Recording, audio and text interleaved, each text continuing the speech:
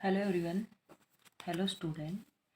Today we will I will teach you sixth unit of environment study the universe.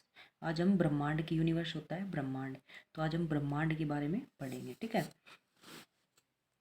और environment अपने वातावरण के बारे में। ठीक है, इन्वायरमेंट होता है वातावरण, पर्यावरण, उसके बारे में हम पढ़ेंगे। ओके, स्टार्ट करते हैं। The sun, moon and star are a part of the universe.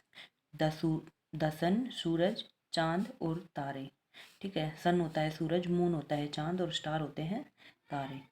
Are a part of the universe ब्रह्मांड का भाग होते हैं।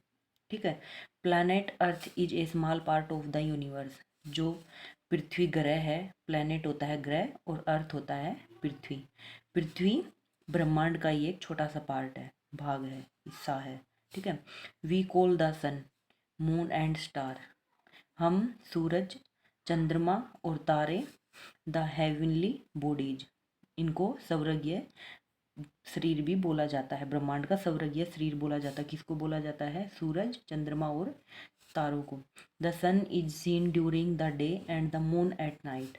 तो सूरज हमें दिन में दिखाई देता है और चांद हमें रात को दिखाई देता है। ठीक है, तो ये सोलर सिस्टम, सौर मंडल का दिखा रखा है। पहले नेपच्यून है, फिर स्टर्न है, यूरेनस है, जुपिटर है, ये सन है जो गोला होता है आग का, ये सन है। वेनस, अर्थ, मार्स, मरकरी। ठीक है, ये 8 ग्रह 9 ग्रह दिखा रखे हैं जो सौर मंडल में होते हैं, सोलर सिस्टम में होते हैं। ठीक है, सोलर सिस्टम, सौर मंडल। The 8 planet along with the sun, जो 8 ग्रह हैं वो सूरज के साथ रहते हैं, फॉर्म द सोलर सिस्टम, हमारे सौर मंडल में। ठीक है, द सन, अब सूरज के बारे में बता रहा है। The sun is at the centre of the solar system. जो सूरज है वो सौर मंडल के बिल्कुल मध्य में स्थित है।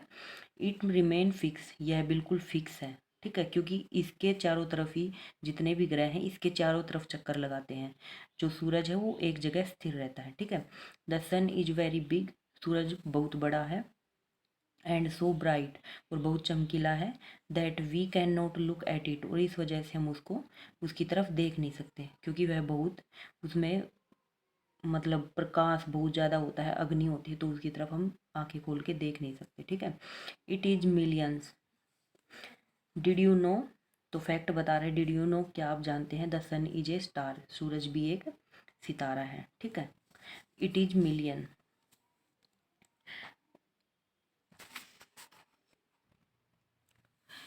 It is million of kilometre away from the earth. ये पृथ्वी से हजारों किलोमीटर, करोड़ों किलोमीटर की दूरी पर है। ठीक है, प्लैनेट अर्थ जो पृथ्वी ग्रह है, एंड 7 अदर प्लैनेट, और जो 7 अदर दूसरे ग्रह हैं, रिवॉल्व अराउंड इट, वो इसके चारों तरफ चक्कर लगाते हैं। ठीक है, इसके चारों तरफ होते हैं। The sun rises in the east, जो सूरज है वो पूर्व दिशा में उगता है। And set in the west, और पश्चिम दिशा में छिपता है।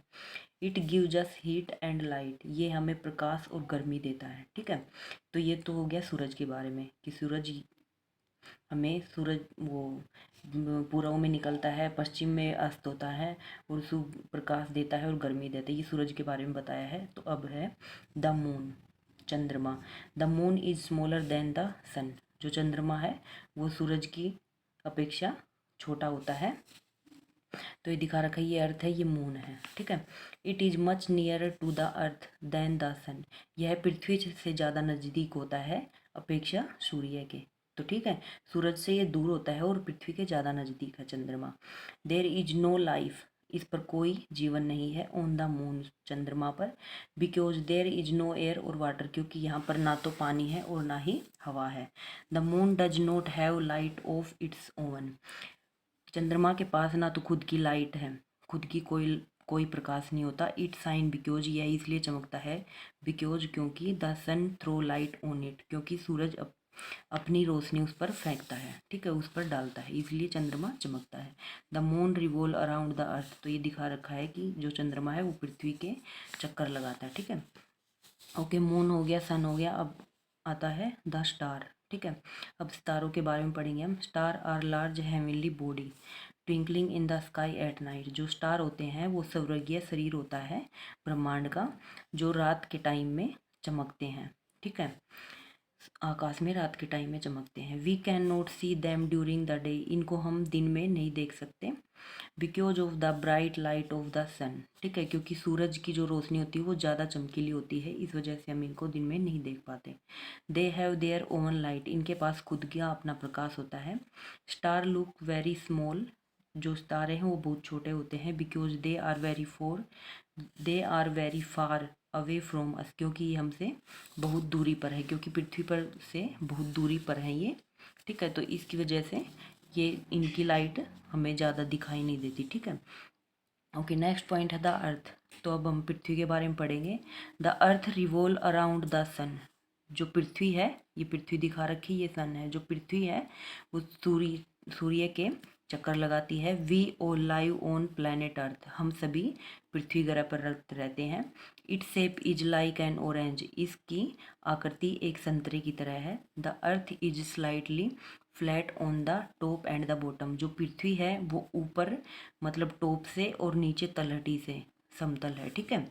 It is made up of 29 of land, पृथ्वी पर 29% तो भूमि है, एंड 71% ऑफ वाटर, और 71% पानी है, ठीक है।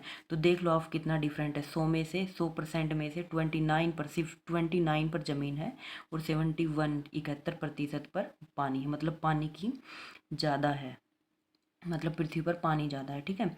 It is surrounded by a layer of air cold atmosphere, इसके चारों तरफ एक हवा की परत होती है, कोल्ड एटमोसफियर, जिसको हम वातावरण बोलते हैं, ठीक है, एटमोसफियर वातावरण।